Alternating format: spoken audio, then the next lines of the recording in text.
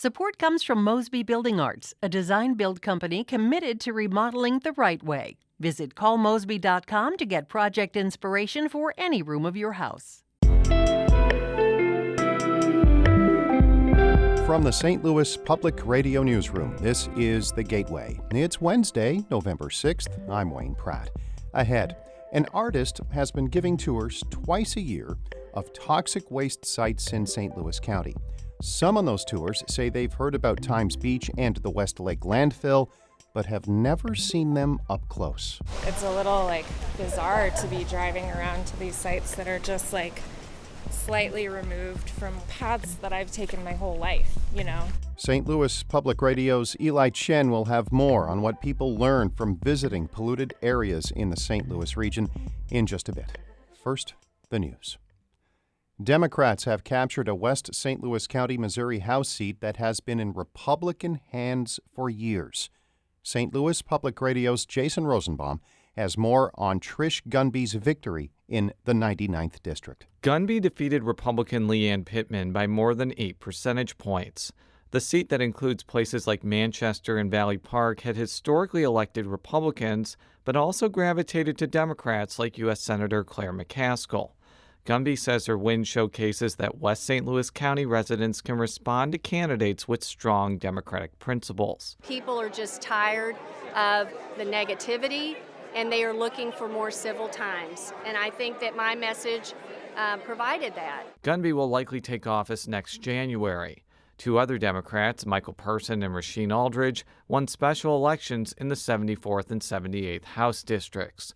I'm Jason Rosenbaum, St. Louis Public Radio. Also from yesterday's elections, Rolla residents will soon start paying a local tax when they make online purchases.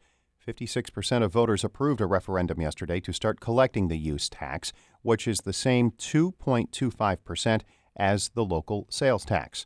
Rolla Mayor Lou Magditz says the revenue will be used to increase pay for police and firefighters, which the city is struggling to hire because of low wages. So we've gone 8 months trying to hire and get fully staffed. So when you're not fully staffed, those officers are working very, very long shifts. Okay, and that's not good. Voters in St. James also approved a use tax. However, a similar initiative in Phelps County failed. St. Louis County Police Chief John Belmar says a $20 million discrimination verdict against his department was surprising. But as St. Louis Public Radio's Rachel Lippman reports, the chief also sees opportunity in the aftermath. Last month, a jury ruled the department had refused to promote a police sergeant because he is gay and then retaliated against him when he complained. In response, County Executive Sam Page promised, quote, serious change at the top, but he's since expressed support for Belmar. The chief says he appreciates that support. Leaders have a responsibility to lead through crisis. My mission, my demand is that we're better off because of that when we get through that. Belmar says he will cooperate with an outside review ordered by the Board of Police Commissioners. He's also asked for additional funding for anti-bias training.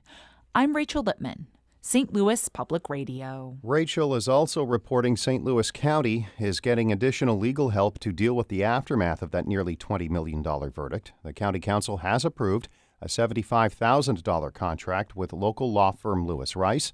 The county has until November 25th to decide whether to appeal or to ask a judge to lower the amount it has to pay. Your thoughts matter. Tell us what you think about the Gateway by emailing comments to feedback@stlpublicradio.org. The St. Louis area has a history of industry dumping toxic waste where it shouldn't, like the dioxin contamination that evacuated the Times Beach community in the 1980s, and the radioactive Manhattan Project waste that's been sitting under the Westlake Landfill for more than 4 decades. A local artist offers tours of those sites twice a year to encourage people to think critically about how humans treat land. St. Louis Public Radio's Eli Chen went on one of those tours. Before you embark on a journey to learn about St. Louis's toxic waste history, you check in with Allana Ross, a red-haired artist wearing a park ranger's outfit, hat included.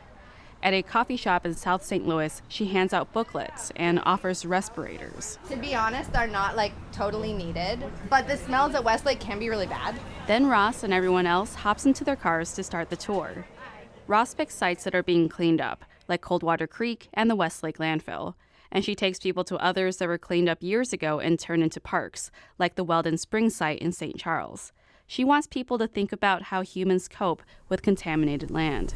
That's really what I want out of this, is for people to start caring about these sites and what's going to happen to them. At each site, Ross describes its history. A reporter with an official document list of suspected dioxin-contaminated sites, called the city clerk of Times Beach.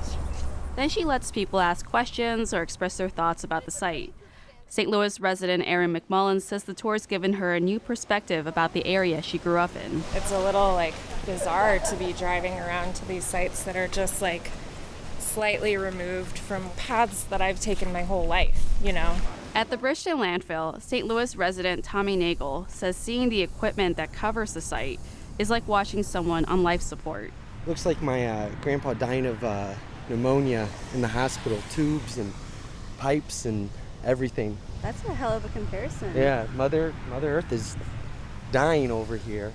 Ross says that people respond pretty emotionally to the tour, and perhaps that's the first step to changing how we treat the environment. I'm Eli Chen, St. Louis Public Radio. Board games have come a long way since Monopoly. They are more sophisticated, and sometimes they focus on unusual topics. Take Wingspan, one of the most popular games of the year, where players collect a flock of birds. As St. Louis Public Radio's Shayla Farzan reports, it's also a game with St. Louis roots. Wingspan has a bunch of rules, but the goal is pretty simple. Attract birds to your wildlife preserve with foods they eat, like insects and seeds. It's meant to be a peaceful game, but things can get a little heated. This dude's been doing it from his hand. I have, because I thought I had to. Alarm! Cheater alert! Wingspan was released earlier this year, and by the end of 2019, there will be more than 200,000 copies in circulation worldwide. In a market crowded with war and fantasy games, the fact that a scientifically accurate educational game about birds has been so successful is surprising, even to its publisher, St. Louis-based Stonemeyer Games. Co-founder and president Jamie Stegmeyer acknowledges publishing the game was a bit of a risk. I did wonder, would hobby gamers who are used to sci-fi and fantasy themes, would they even give it a try? The game, designed by health policy consultant Elizabeth Hargrave, has become wildly popular with hardcore gamers and birdwatchers, two groups whose interests don't often overlap. Tara Homan has been birding for more than 5 years. She's only played the game a handful of times, but she's already picked up new knowledge. I learned something new playing the game, and I like to consider myself a good birder on most occasions. So. Part of the attraction is the original artwork. Each of the 170 playing cards has a detailed drawing of a different bird species. St. Louis artist Natalia Rojas helped illustrate the game. She says some birds, like the wild turkey, were very difficult to draw. You have the different textures on the feathers, like it's so puffy. You need something that really looks like it's almost alive, almost 3D. Rojas says she wasn't all that interested in birds before working on Wingspan. She'd see one and think, oh, cute, but that was it. Now her and her 2 young daughters are avid birders. I'm Shayla Farzan, St. Louis Public Radio. Our Maria Altman edited that report. Our David Caceres edited Eli's story on tours of toxic waste sites. A big thanks to Eli, Rachel Littman, and Ryan Delaney for filling in over the past few days.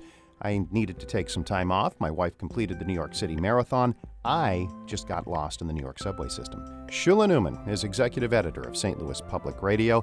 Music by Ryan McNeely of Adult Fur. I'm Wayne Pratt, and from the St. Louis Public Radio Newsroom, this has been The Gateway.